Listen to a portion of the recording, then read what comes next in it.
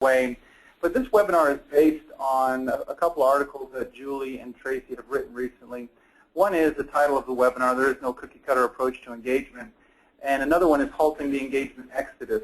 The first article being published in T+D Magazine, and then The Public Manager being the other article.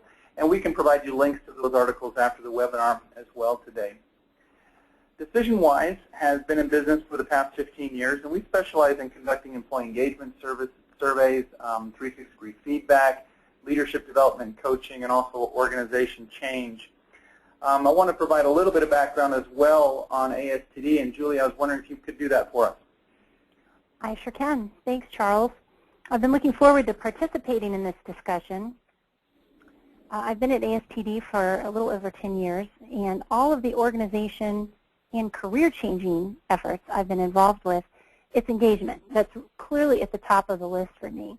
I have to tell you that when you work for a well-known organization like ASTD, most people assume it must be perfection in action, that we must execute flawlessly everything we talk about in the public forum. But for me, that just wasn't true, and it's not true. I had to learn engagement as I went, and that learning has transformed not just the organization, but my role as well.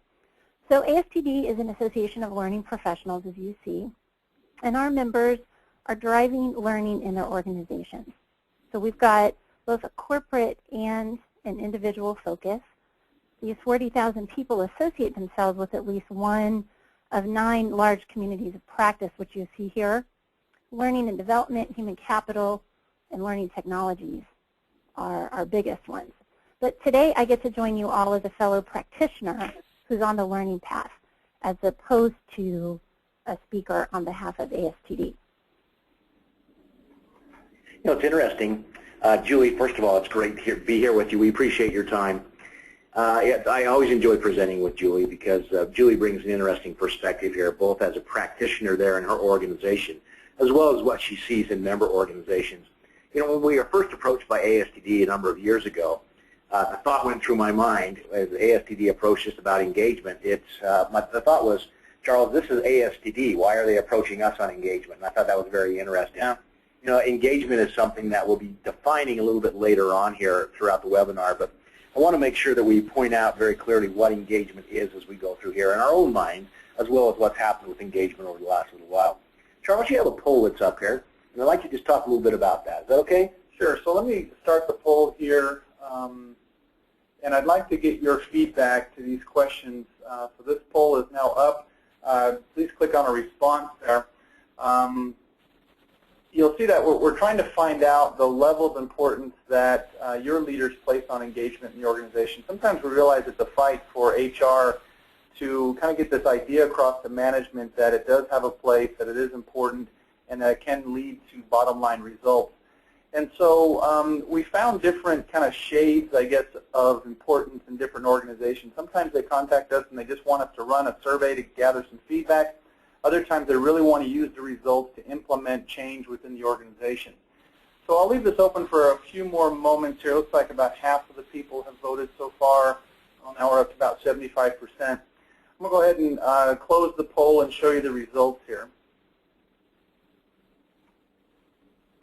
So Tracy and Julie, you can see here that most people think it's important, but again, they're having difficulty really making it one of those I guess, most important metrics that are evaluated across the organization. Yeah, you know, Charles and Julie, no big surprise here. This is what we see. The one big surprise that I do have is that there are very little in the unimportant and unrelated to business success category.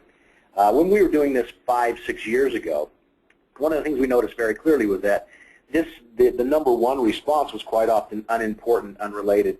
The idea of having happy employees was kind of what folks thought of when they thought of engagement. And happy employees is nice to have, didn't really make much of a difference. We're seeing that happy employee thing has now moved more towards engagement. We'll define engagement a little bit more, and not to rule out the idea that happy employees are not what we're talking about, because that's certainly a component of this. But it's interesting the shift that we've seen over the years to where this is much more important, or at least perceived as much more important than it has been in the past. And I'm surprised to see that 25% of people say that it's essential. And so it's something that the senior executives talk about a lot and is important to their organization overall. So they're really focusing on people. Yeah, absolutely. Well, the interesting part of that piece is that when we talk about engagement, we often don't have the same terminology. We have this concept that we want engaged employees, but we don't know what that is. So a lot of times when executives are speaking about engagement, they're not necessarily speaking about the same thing. So what I'd like to do is define engagement a little bit more. I want to talk to you a little bit more about something that popped up.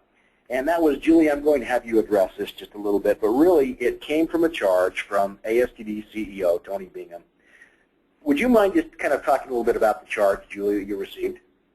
Not at all, Tracy. And I did want to just make a quick comment on that last slide, too. I think that shift that you see in those poll results may be showing that engagement isn't just an HR thing to do, that it's become a more corporate C-level concept as well, which I think is very important. Absolutely. And you are correct. This charge from Tony Bingham, our CEO, is where it all started for us. And let me explain a little bit about our history. When we first started, we were measuring satisfaction and used the results to make a number of changes that increased satisfaction. That actually started 9 years ago, and after the first year, we connected with the DecisionWise team and started working with them. And that's really what started us on the path toward engagement. But for a few years, I was continuing to measure satisfaction. I just called it engagement. And I chuckle when I say that because this is actually where I find many people are today. We just say, oh, let's talk about engagement, but we're really focused on satisfaction. You'll hear more about this transformation as we go through the webinar, but what it led to was my boss and our CEO saying, okay, we've come all this way, it's changed our organization, go create a profile of an engaged employee. It's affecting our success, so let's bottle it, if you will. Tony wasn't just asking for internal purposes, he was asking because it affects the entire industry, which we lead. So we're leading all of these learning professionals who go out into their organizations and make a lot of things happen, including engagement efforts and programs. So what do? I call Tracy and say, Tracy, what do I do? And this kicked off a long-term discussion that helped us really clarify what we do to create a framework for engagement. And that framework is what today's discussion is really all about. Fantastic. I appreciate the way you framed that up. It really did come from that charge. And you know, we had this discussion. Tony is a very bright guy. He wasn't just asking for the one simple piece. And we knew that immediately. This is a deep question. So really what we want to talk about today is, and you framed it up very nicely, what is engagement and what are those elements within engagement? I want to start by talking about what engagement is not. We'll frame this in terms of engagement myths. So these are quite common, and these are the top 5 myths that I quite often hear about engagement. The first of these being, in this economy, we don't need to focus on engagement. Okay, and let's talk about the economy in just a moment here, and I'll give you some very interesting statistics that we've shown on another webinar.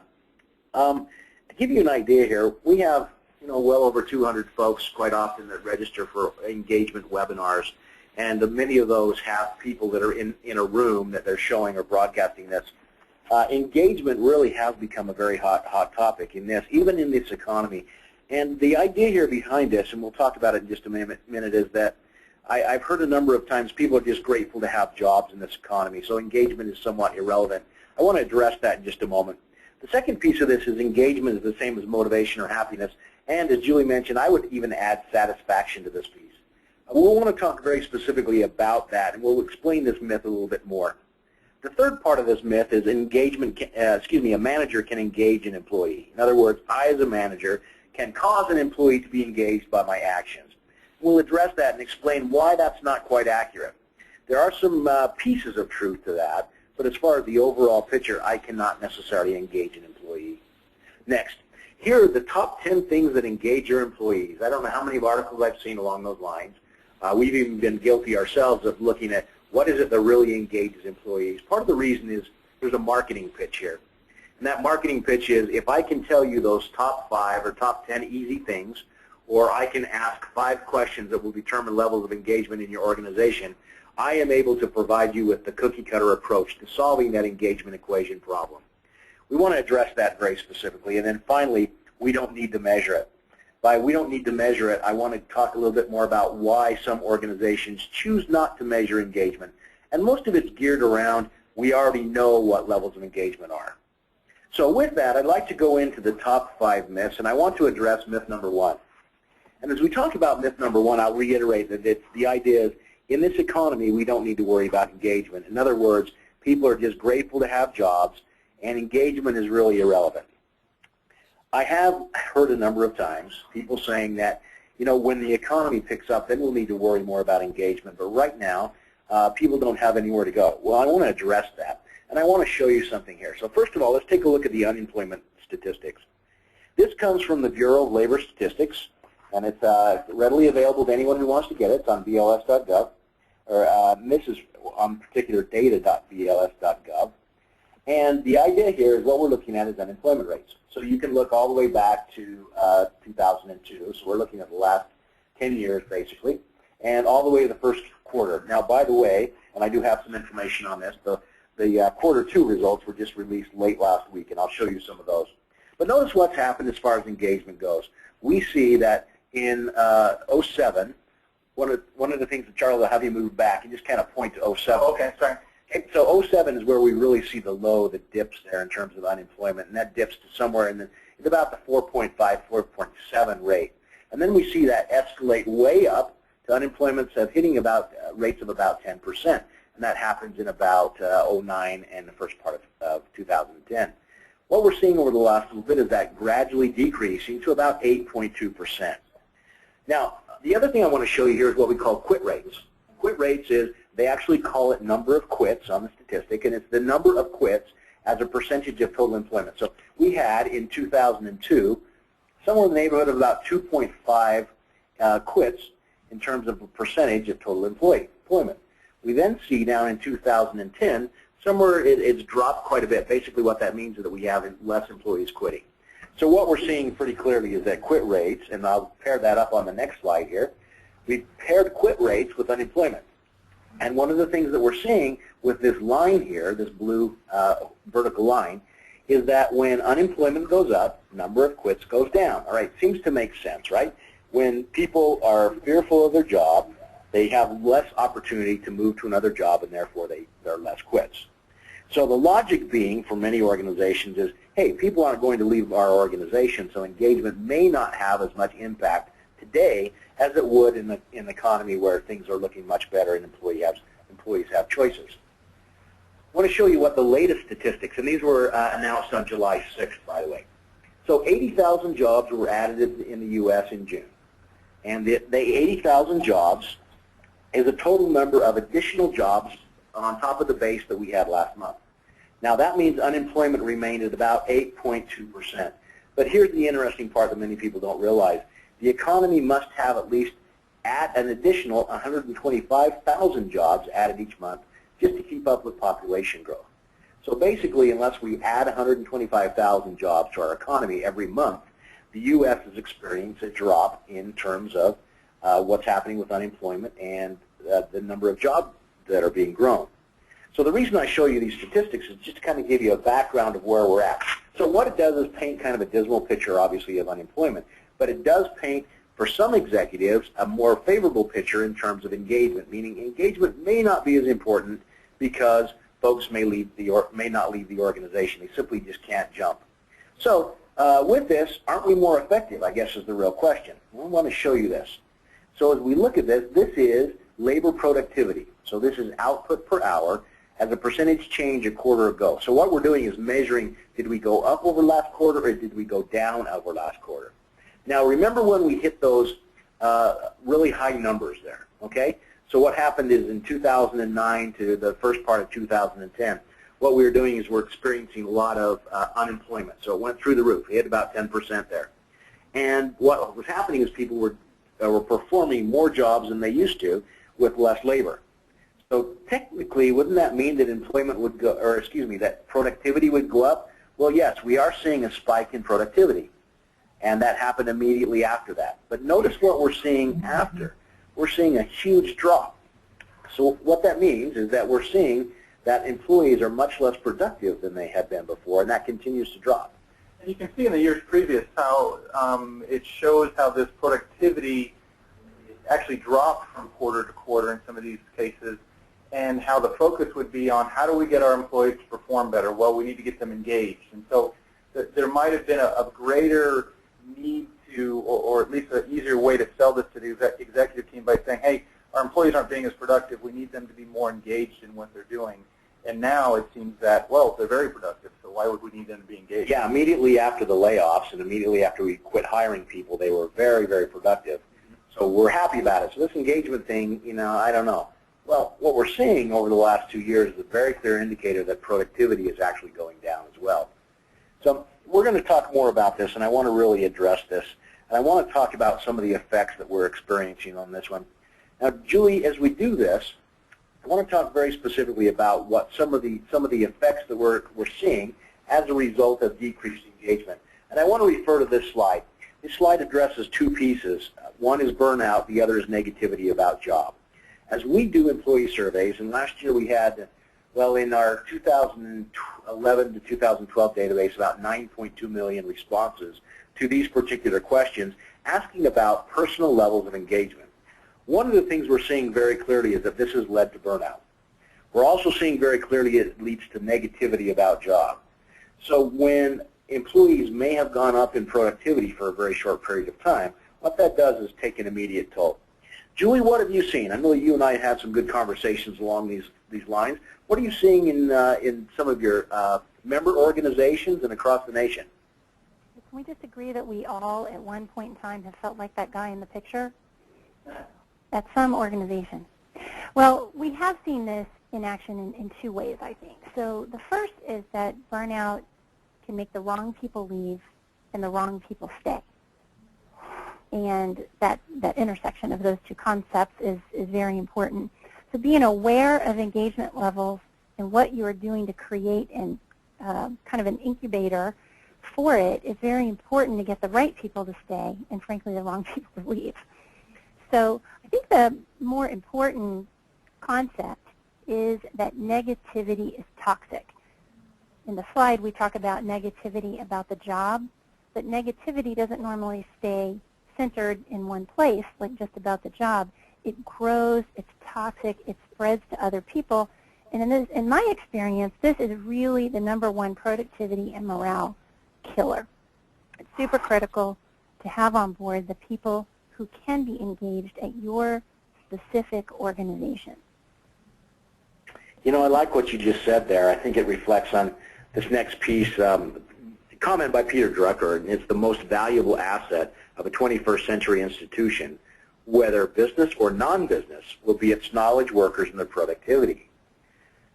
I think even from the time back when Drucker first stated this, which was a couple of decades ago, one of the things that we're seeing very clearly is organizations are starting to realize that, yeah, my most valuable assets are probably the knowledge workers and their productivity. Therefore, if we're burning these folks up, or they have negativity about their jobs, they feel like the guy in the picture, what we're doing is we're losing productivity. We're not just talking about happy employees. We're talking about real business numbers here. Now, there are a number of studies that you can take a look at that do show very clearly that engagement is very closely tied to levels of productivity. Engagement are both very much related. You mentioned something, Julie, that I liked also, and that is that which employees are leaving. Okay, so we still have employees leaving the organization, and what we're finding is that the employees that are leaving the organization are those who have choices. An interesting study by the Academy of Management Journal a couple of years ago reported that when layoffs are happening, when they're letting employees go, they're actually losing 5 times the number of employees that they laid off.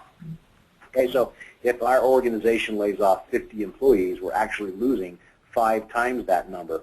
Now, the question comes, who's leaving? Well, the people that are leaving are those who have choices. It's our good employees who are heading out the door. These are the ones that see the ship going down, lose hope in the organization, say, I better get out while the getting's good, and they add to that number. Absolutely. And what you're dealing with is what's referred to in organizational development as the survivor syndrome. What happens to those people who still remain? Well, we want to talk about what happens to those employees that still remain. And one of the things that we're seeing pretty clearly is a couple of points that are on here. And Julie, I think you're probably better equipped to address this one because you see this in member organizations as well as some things in your own organization. last time you and I talked, and last time we conducted a webinar, you had some interesting information that I wasn't aware of that I thought would be very relevant here. So maybe you can just share a little bit more about this on this slide, what you're seeing. I can definitely do that, Tracy. There are examples of, plenty of examples of decreased investment in employees all around the country. Why? Benefit costs are questionable. Will they skyrocket with government intervention? Will my coverage change? Average pay increases have dropped. Employees find it hard to get excited about a 2% increase, even if they do get one. 401k matching was slashed by many companies. Development opportunities can change in a down economy if you don't handle them correctly. And oh, by the way, we want you to do more, work longer, take extra work from positions that were cut, deliver more. Oh, and by the way, as you mentioned earlier, aren't you just lucky to have a job? So that's really the backdrop. Now, some of these are perception and some are fact. And the question is, can you have and grow engagement when these types of things are going on? And I believe the answer is clearly yes. Let me share a few facts with you from some ASTD research reports. So first, from a report on learning's role in engagement, I found a few interesting things. One is 82% of managers and senior leaders believe engagement is very important. But despite that, those same managers report that only a third of their employees are highly engaged. So on one side of that statistic, I see people getting the importance, managers getting the importance, and on the other side, I see that perhaps they aren't doing that much about it. An ISR consultancy study referred to in this report cited some key findings on engagement results, and I picked two of them because I thought they were pretty dramatic.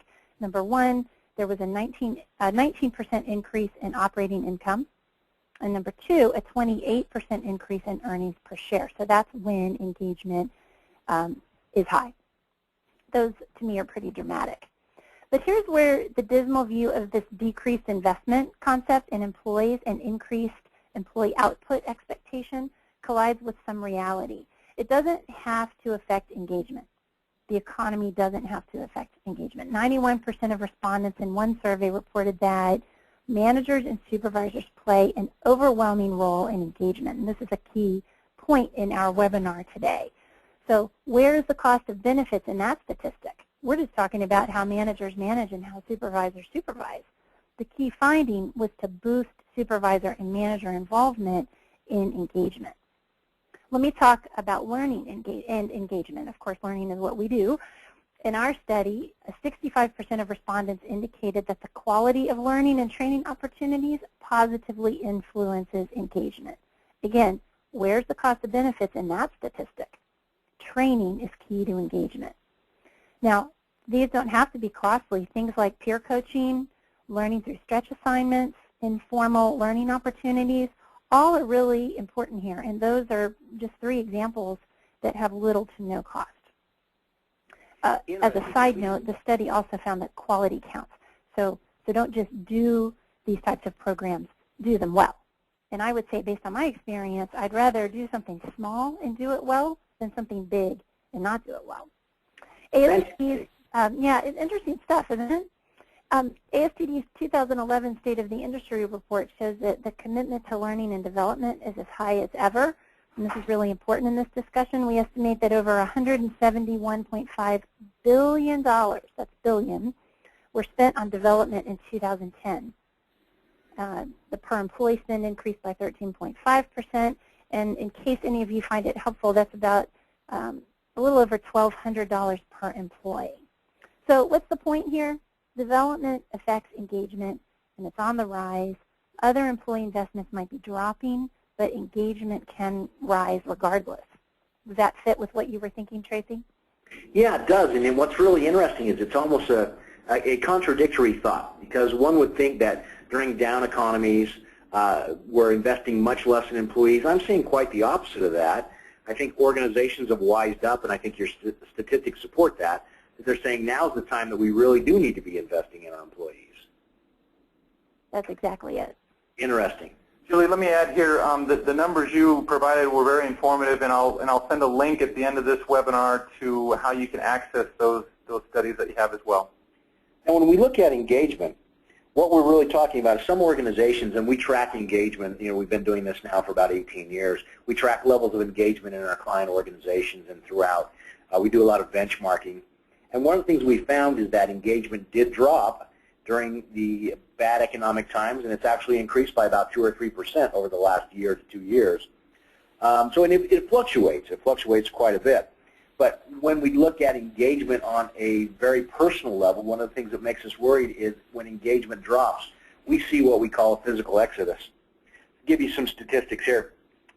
As of last year, 49% of employees intended to seek new jobs. So nearly half intended to seek new jobs if those opportunities became available. One of the questions we like to ask on our engagement survey, and we vary the wording here, but it's something along the lines, I expect to be working at DecisionWise or whatever company over the next year to 3 years. Questions like that, and we're finding that nearly sometimes half of employees are saying no. 78% of U.S. workers feel the current job market is the worst they've ever seen in their lifetime. 50% of Generation Y workers say that they are actively seeking interviews with other organizations. And then you see that 64% of companies are concerned that they lose key managers, and 48% are concerned that they will even lose executives. And those statistics come from various sources, not just from DecisionWise. I thought it was very interesting. Organizations are seeing this, and they're seeing that there is a real cost problem here, but a cost benefit to investing in their employees. In terms of an engagement exodus, we're also seeing that engagement has dropped slightly over the last little while, but what's most interesting is it tends to drop in top performers. Now, Julie just gave some interesting statistics about developing people. One of the things that we find very clearly is that those who are being, or feel that they are being developed and have opportunity for growth are not leaving the organizations. In fact, instead of employee engagement dropping in top performers, employee engagement has increased in top performers. I'll show you some numbers in just a moment. Only 57% of employees respond favorably to questions related to growth and development opportunities within their organization. 47% feel that there are few opportunities for advancement. So some organizations are doing it right, many are not. While 90% feel they make a valuable contribution to the organization, 34% do not feel his work is valued, and 40% do not feel valued as employees. So, somewhat discouraging numbers as we look at this, but at the same time, we look at the numbers that Julie just provided and said, some organizations are getting it, some are making it happen. Julie, do you agree with this, or do you disagree with what we're showing there? Well, I agree with it, and my thought is they are very scary numbers from an HR person. But I think the positive news is that if you have an engagement plan, if you implement a plan based on the things we talk about today, and you know what you're doing to drive it and to make it possible, then you don't have to be too frightened of the statistics. But by themselves, I think they're pretty scary. And Great comment. Yeah, it all comes back to that key is getting the right message to the right people and engaging the right people. It's defining really what that plan is, and in order to define that plan, we need to know what engages people, and I think that's really the gist of the webinar. Let's address myth number 2 because I think it falls in very nicely with this, and the idea is engagement's the same as keeping people happy. That's what engagement's all about. So engagement to me means we have happy employees. Well, yeah, that may be an outcome, but that's not what engagement means. I'd really like to, Julie, if you could step us through, I want to discuss a little bit more about what engagement actually means here. Would you mind stepping us through this 3-factor of engagement model? I will do that, but let me back up just a little bit before I get to those 3 components. And I want to go back to the ASTD history for a moment. Please do. So if you look at the early results of our employee surveys, I would almost call them happiness surveys, clearly satisfaction focused. So in fact, with the help of employee teams, we came up with these great lists, these wonderful lists of things to do that would apparently make people happy. And we did them faithfully. And then we would talk about what we did, and everybody was all happy with them. I think I recall one year where there must have been a checklist of at least 50 items. And picture these checklists posted all around the building. And I recall being very happy with checking them off because I'm a check-off type person. So employees thought it was pretty cool. I felt like we were doing something from my position. Now, don't get me wrong, we probably were. It's just that we were making some people, maybe even a lot of people, happy for a fairly short period of time, but then it was forgotten. So this leads me to this question of what then is engagement. So what we have learned in our work with Tracy and with DecisionWise is that engagement truly is the intersection of three things. So first you see satisfaction. And let's talk what the three of these really are, then we'll come back to these outcomes. So the second one is motivation, and the third one is effectiveness. So in my own example I gave you, I was really focused on satisfaction. Other organizations might be really focused on motivation. Pretty easy to do through your mission. I suspect people with Habitat for Humanity are really motivated. We have lots of ASTDers who are really motivated by learning and by affecting the industry, not just an organization. And others could be focused on putting all the right tools in place to make people effective. Well, that's great. It's really important. But the proverbial rubber hits the road right there if you look in the center where these three circles intersect: satisfaction, motivation, and effectiveness. You can see on the right the outcomes of engagement. So in addition to reduced turnover up there at the top, I might say it's the right turnover. And I keep hammering this point home because I think it's so important. Are you keeping the right people? And ROI, customer sat, customer retention, something we focus on a lot as a membership service organization, reduced error rates, and productivity all get to what I think is the ultimate point on that list. It's bottom line success. And engagement clearly drives bottom line success. You can't pull out one of these circles and expect to have engagement. It's really that intersection that you want to stay focused on. So every year after we survey, we ask Tracy to come for a visit, and we present the findings and the so what's. So what about the data? What do we do as a result? And in a minute, I want to show you a slide that Tracy used in January that really lit up our management team. But Tracy, do you want to talk about this a little bit more before we go to that point? I do, and I just put the slide up there as kind of a preview, but one of the things that's very important to understand is we're no longer just measuring satisfaction. 10 years ago, we had all kinds of requests for employee SAT surveys and climate surveys. Employee well-being surveys was another piece of this. One of the things we're finding is that employees can be satisfied, they can be motivated, but if they don't have the tools and resources they need to be successful, they can't be engaged. So any of those circles that are missing, we find that it lacks engagement. So Julie, you talked a little bit about the engagement spectrum. You kind of teased it a bit. This is something that was important for your organization, something that you really was kind of an aha. It was huge, and I think it's really what made our managers sit up and go, wow, I get this, I really care about this. So this slide shows the spectrum between fully disengaged and fully engaged with two stops in the middle. So let's start at the left with the kind of person nobody wants around, right? You're bored, frustrated, sarcastic, you blame people. But here's the most important part, that very last line in the first column. You quit, stay, and corrupt. Think back about that level of toxicity that I think we've all seen that comes from negativity. So keep an eye on that bottom line of each column as we go across, because that's really what was the most powerful part of this slide, I think. And Julie, those people really do become cancerous, don't they? They don't just stop with themselves, it spreads. They do, and I think the challenge is in addressing those people. Some people are very fixable and can change. Something we saw at ASTD is the tendency for people to say, well, if I speak up, something might happen to me. So we've spent a lot of time showing that you can speak up and it's okay and nothing happens to you, but being negative isn't a way of speaking up.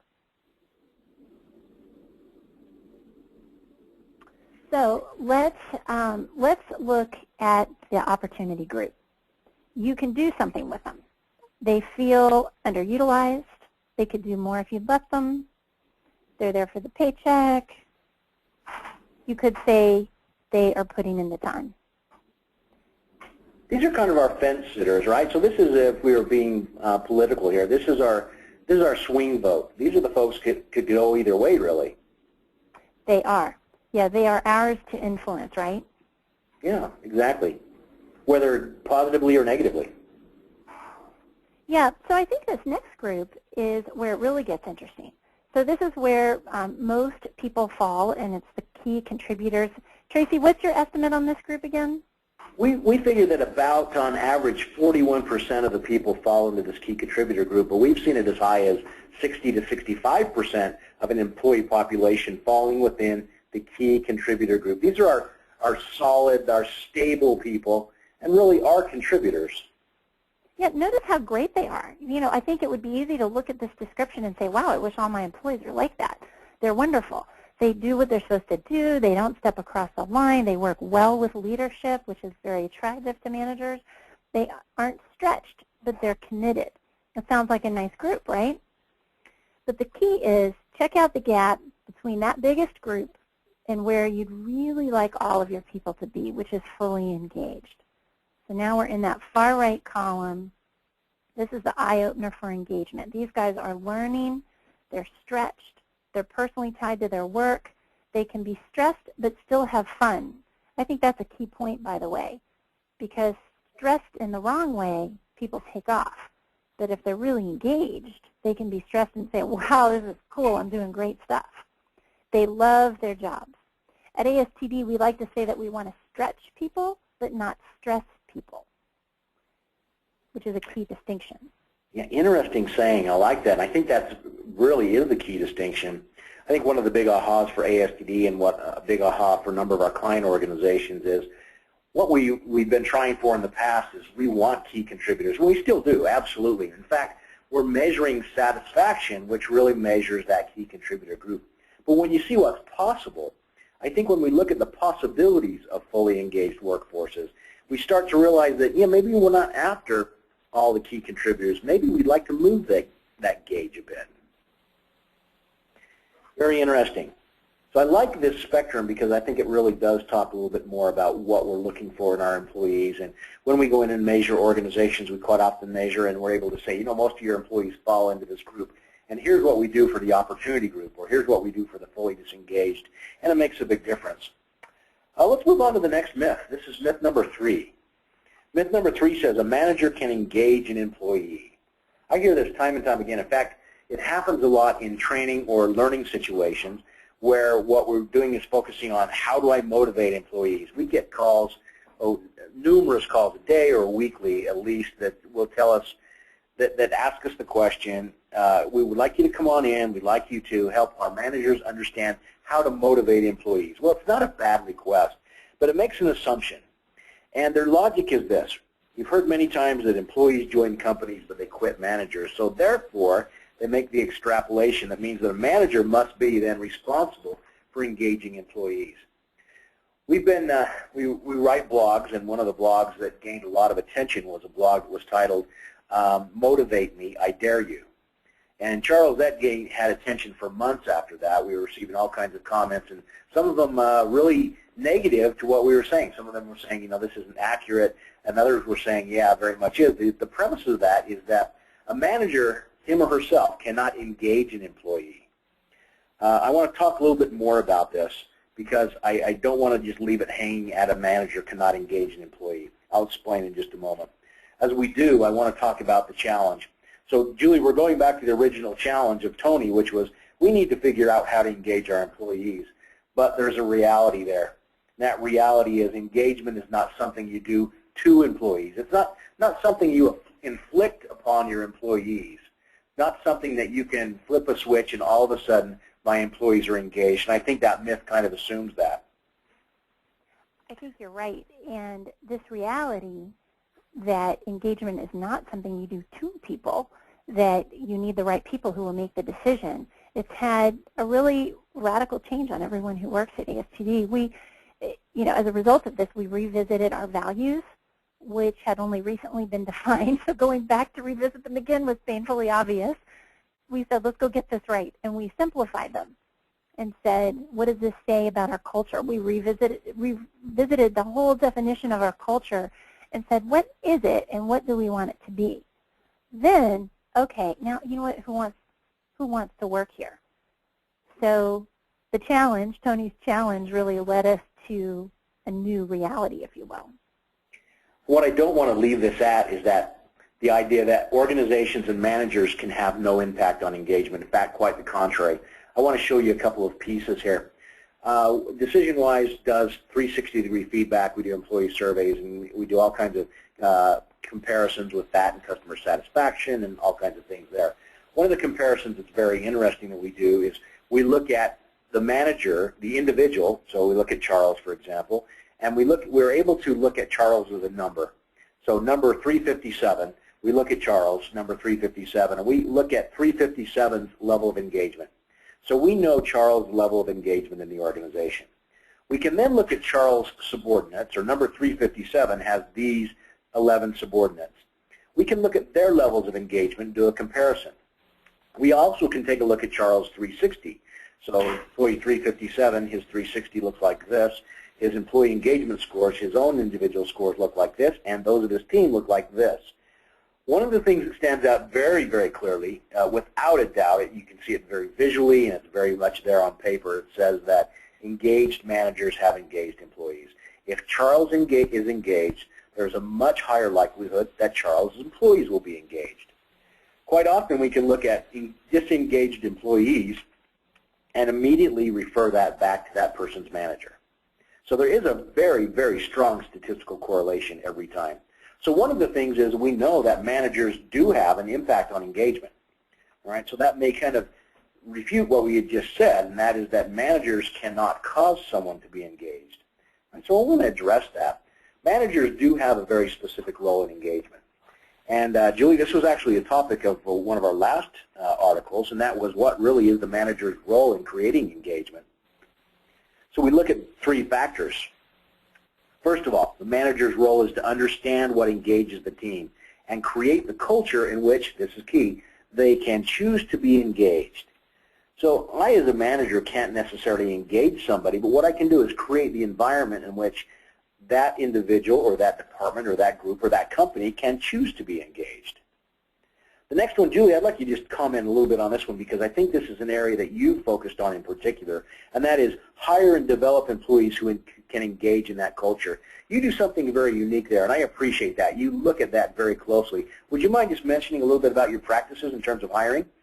Yeah, I think this is an area where we've made a lot of changes. And if you look at, I'm going to step back to number 1 for just a second. If you look at our CEO, so he sets, we're a small organization, he clearly sets the stage for the whole organization. He has a technology background, and I always say that ASTD is a collision between an association, a content house, and a technology company.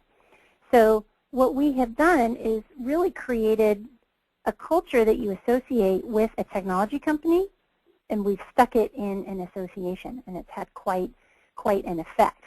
So the point here is we didn't just go study engagement, we let it change our system. And I'm talking about system components like recruitment. I would also include in their development and performance planning, but all with a focus on our managers. So the key change in recruitment, to Tracy's question, is we no longer go looking for the best qualified person. Instead, we go looking for the best qualified person who can engage in that culture. So that culture, that collision that I mentioned a minute ago, isn't for everybody. And we actually tell applicants that. They kind of look at me funny, like, aren't you supposed to be selling me on the organization? And, you know, but I'll say this is who we are, this is how it works. We're change-oriented, we're fast. Our priorities change a lot if they need to. And we really make sure that people walk out of that, really that first interview with a good understanding of who we are, what the expectations are. So then we make sure that the managers understand that too, and that they are really replicating that organizational culture in their own departments. So something I help managers do is make sure, and I hate to jump to your third point, but I guess I will, but make sure that they're getting out of the way, that they don't blow it, that, you know, we create the culture and then say, okay, let's go get these people, but don't do anything to inhibit it. I like that. We're making some assumptions in there, and we've had a couple of questions come in along these lines also, and that the questions that have come in off this webinar. Some of the things that we assume is that we have the ability to engage an employee.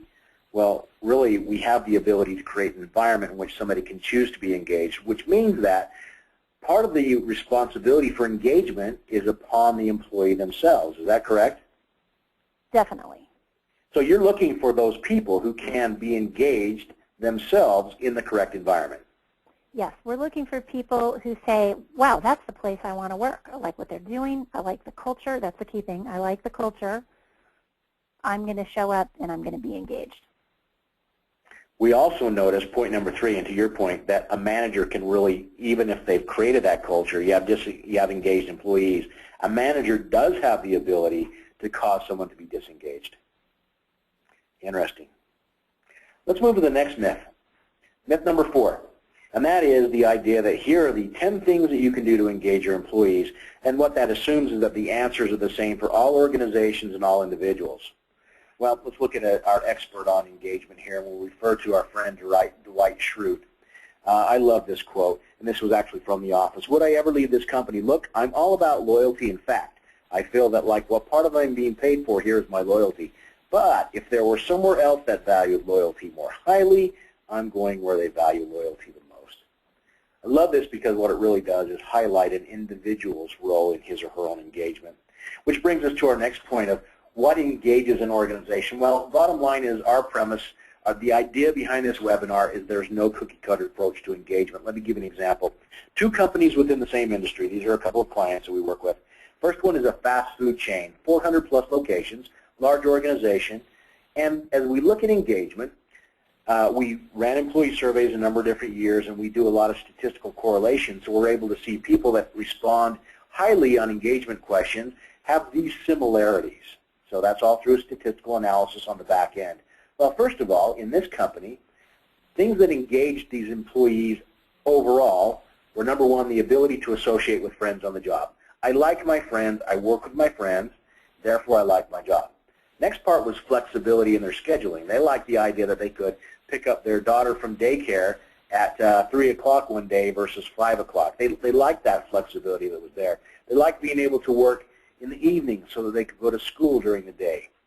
And finally, with this group, this was very interesting. They received half off of their lunch, the equivalent of about a cost to the company of about 78 cents per week per employee. That 78 cents did more to engage those employees than almost anything else. Interesting. Charles, that organization was an interesting organization, and as we looked at what engages people, it really kind of blew our understanding out of the water. This was not what we had expected. It was really quite simple, and the real problem was in those restaurants that didn't allow people to associate with their friends or didn't have flexible schedules, their engagement numbers were really low. So the environment that they had created caused people to be disengaged, or it gave them the choice to be disengaged. The next organization, remember we're in the same industry, the restaurant industry or food service industry. Upper scale restaurant, 110 locations. Been doing surveys for this organization for the past several years. And the thing that we find very clearly time and time again is that they are engaged, or their employees in general are engaged by growth, development, and advancement. So if I feel that I can grow within this company, I can develop and move forward, then I'm much more likely to be engaged. Second of all, if I have the trust of my manager, and if the manager trusts me, I'm much more likely to be engaged. Now, there are different ways this is displayed, but it came down to trust. Finally, interesting for this organization, if my guests are satisfied, I'm happy, I'm engaged, and I'm motivated and satisfied in my job. So two different organizations in the same industry are experiencing engagement the same way. Interesting, the latter organization, the upper scale restaurant, had several divisions. Some of those were in food preparation, such as bakeries or food general areas where they would have maybe a commissary and ship products to other organizations. And then they have their food service people in their restaurants and this kind of thing. Even within that organization itself, there were different ideas of what engagement was and what caused an employee to be engaged or set that environment. So one of the things we're finding very clearly is the things that engage my employees will not necessarily be those things that engage or disengage your employees. Again, going back to the no cookie cutter approach. Let's hit myth number 5. Charles, are you ready to move on? Yep. All right. So this one I wanted to tackle this head on. We don't need to measure engagement. We already know what we need to do. I'm hearing this a lot lately. And companies are saying, I already know what levels of engagement look like. And it says besides, if they really wanted to say something, they would just tell us. Julie, the idea here with this myth is that many companies are saying, we already know. What do you see?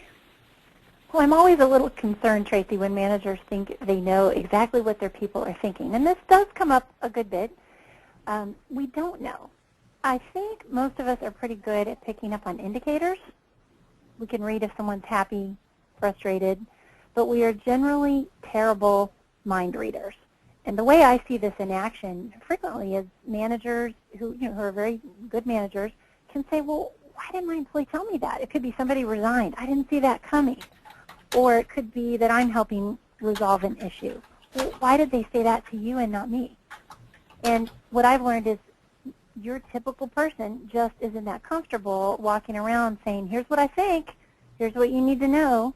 You have to really dig for that. So we survey to find out what's really going on and to get inside people's heads and to see if they are where we think they are. Hopefully you're in sync, but you want to know if you're not. Good, and many times we find we're not in sync. I want to go back and reiterate why this is important. Because when employees are not engaged, so I'm going to go backwards here, this is the cause. This is what happens. When employees are not engaged, remember that we lose top talent. So we're losing the people that we don't want to lose. So keep that in mind as a real business result. Another thing that we experience is that employees quit, stay, and corrupt. All right, so those are the results when we don't have engaged employees. So wouldn't it be important to find out whether or not we have employees that we're going to lose and whether or not we have employees who quit, stay, and corrupt? These are the people who have basically checked out. These are those folks who quit and stay, and they're causing problems throughout the organization. So we want to understand why or what's going on in that organization. Let me give you some additional statistics. From our employee database, let me show you what's happened with engagement over the last little while and why it's so important to measure this. 2006 to 2007, engagement levels were between 64% and 72%, depending on the industry. Now, in 2006 to 2007, the neutral responses, so on a 5-point scale, neutral responses would be 3s. We're about 20%, so about 20% of the population would respond with neutral comments. In 2010 to 2011, the number of neutral responses accounted for nearly 1/2 of all responses on many engagement questions. So what that means is where we used to have hots and colds and not many people in the middle, now we've kind of compressed that middle section and we have a lot more people who are just kind of apathetic about what's going on. Okay, not really hot on their jobs, not really causing problems, but really just kind of in the middle there somewhere. And the bottom line is they're not telling us if they're in the middle. They will tell us if they're extremely dissatisfied. As Julie mentioned, we're getting some of that feedback. People are complaining or whatever. We'll also know if they're extremely satisfied, but that middle group really doesn't talk to us much. The other part of that is many employees, they quit, they stay, they corrupt. These are the employees that kind of retired 5 years ago and forgot to tell anybody. They're still receiving that paycheck.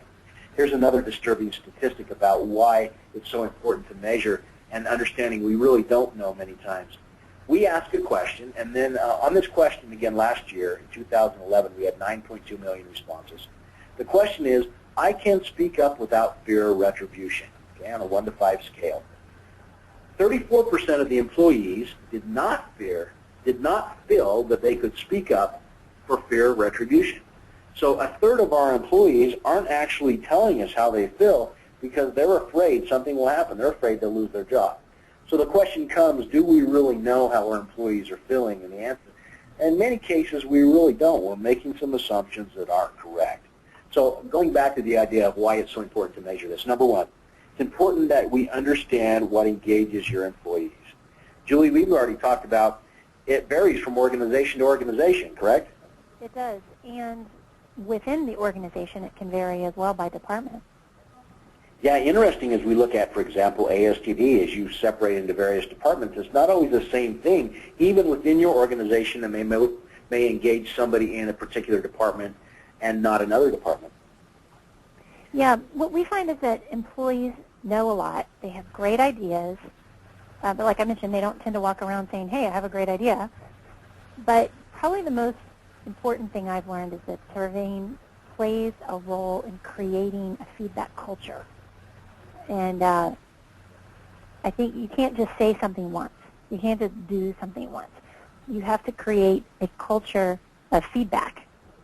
And I think that lessens any culture of fear, going back to that fear of retribution that you mentioned a minute ago.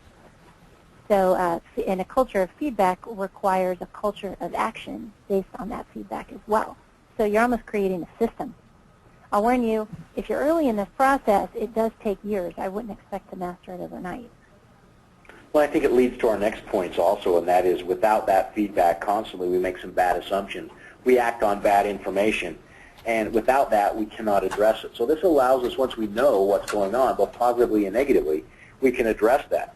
So it allows us to identify pockets of excellence as well. I think that's something that ASTD does very well is what really is working and how do we perpetuate this and increase it throughout the organization. You also touched on the idea that engagement changes, so it's important to make this continuum, not just in terms of surveying every year or whatever that may be. Let's create this culture of engagement because employees really do need that voice. So let's bring this home. Talk again and refer back to the top 5 engagement myths. Julie, can I have you bring us home on this one? This really is going back to those myths that we started with in the first place. Yeah, you can pick on me, and let's actually kind of flip them. So let's say number 1 is really, it's never been a better time to focus on engagement. So the myth that in this economy we don't need to, that you might as well just be happy to have a job, is a killer. It's never been a better time than today. And today's a great time to start. So number 2, engagement requires satisfaction, motivation, and effectiveness. And our focus should be on where they intersect. So the myth of engagement being the same as motivation or the happiness factor, with what I use to survey, really just doesn't fly. Number 3, we can create the culture and the values and the place for the right people to come and be engaged. But you can't engage someone else. So a manager cannot just go and engage an employee. Number 4, I'm talking to myself here, there's no checklist for engagement. So those of us who just like to check things off, it just doesn't fly. There aren't 10 things that we can tell you to go and do to create engagement at your organizations. And then that last one, measurement changes everything. And really strive to create that culture of feedback. I really like these because these are common myths. These are things that we see very, very regularly. So I guess what we're saying is kind of what we go back to the bottom line, and that's the title of this webinar here, and that is there's no cookie-cutter approach to engagement. Our clients quite often want a quick fix. They'll call us up and want to know what those 5 things are that they need to focus on, and we should just be able to know that because we work with a lot of organizations. But the idea here is that you really need to clearly understand what engages your employees and focus on those key elements. Julie, just in closing, last little bit here is this too general? Is it too general to say that there is no cookie-cutter approach to engagement? Seems like the soft way out. No, I think it's the bottom line. So the bottom line is that there is plenty you can do. You can reevaluate the culture, you can reevaluate your values, you can revisit your systems like recruitment, you can make bold decisions to make sure you have the right people in the right places. You can measure and study engagement. These are all things we can tell you to go do, but what you will do is different from what I will go do and am doing. That's where the cookie cutter falls down. So you can't just go engage people. That part is up to them. Excellent. Julie, we appreciate you being with us as always. It's always a pleasure to present with you. This is an organization, folks, that does it right, and it's neat to see the way they do that. Yeah, thanks, Tracy and Julie. We're out of time now to answer questions. There were a few that came in through the question tool there, and we'll try to reply to those via email after the webinar. But we will be sending you out a link to the webinar itself, the slides, as well as the articles that we talked about today. And we want to encourage you to attend our future webinars. Also, we always conduct employee benchmarking studies, and so if you have some employee survey data that you'd like to share with us, we'll share with you our benchmarking comparison information. And you can just email me about that. But again, thank you, everyone, and we hope to see you on our next webinar. Thank you very much. Thanks, everybody.